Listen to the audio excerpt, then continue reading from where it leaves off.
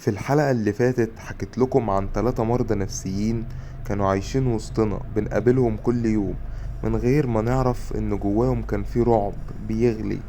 ناس ماتت، اسرار اتكشفت، وعيون لسه بتراقب.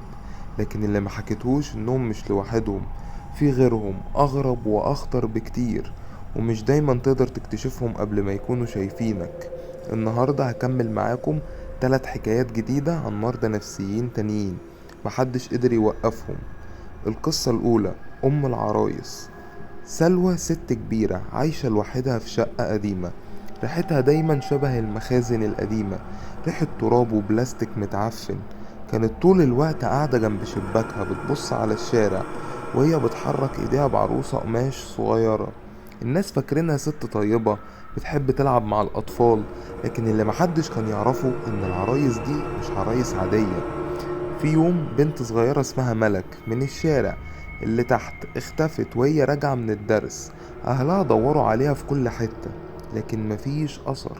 بعد أسبوع أم العرايس ظهرت بعروسة جديدة، شعرها طويل بني وعيونها لونها نفس لون عيون ملك.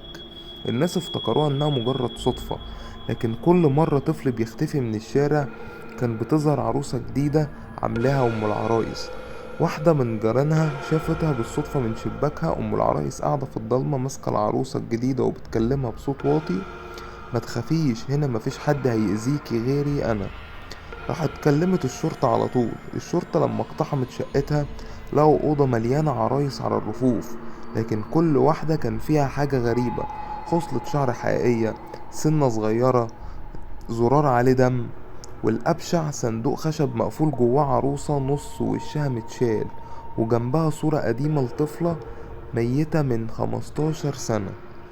القصة التانية، الراجل اللي بيحسب عدد أنفاسك. عماد كان عنده هوس غريب من وهو صغير، وهو بيقف قدام الناس وهم نايمين ويعد نفسهم. في البداية أمه افتكرت إنها عادة طفولية، لكنه كبر والعادة كبرت معاه. كان بيقول دايما: الأنفاس ليها موسيقى وأنا بحب أقفل الموسيقى دي قبل ما تخلص. بدأ يشتغل في دار مسنين عشان يلاقي ناس نايمين كتير حوالينه.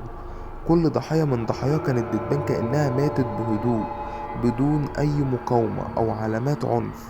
لكن الشرطة اكتشفت تفصيلة غريبة: على الحيطة جنب السراير كان مكتوب رقم بالطباشير. الأرقام كانت بترتيب: 214 و15 و16، والأخير اللي قبضوا عليه بعده كان 37.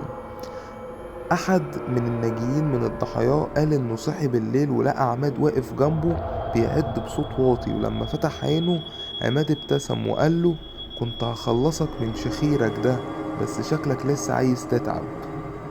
القصة التالتة، المريض رقم 7. في مصحة نفسية وسط الجبال كان في أسطورة بتتكلم عنها كل الناس: المريض رقم 7. محدش شافه غير الحراس، واللي شافوه قالوا انه ما بيتكلمش لكنه بيبصلك كأنه بيعرف كل حاجة عنك. ملفه الطبي كان مكتوب فيه كلمة واحدة: بيعرف يقلد. الدكاترة اكتشفوا انه عنده قدرة غريبة، بيقلد اصوات الناس اللي يعرفهم لدرجة انك ما تقدرش تفرق ما بين صوتهم والصوت الحقيقي بتاعهم. وفي حالات كتير الضحايا كانت بتفتح له الباب وهي متأكدة ان اللي بينده حد يعرفوه.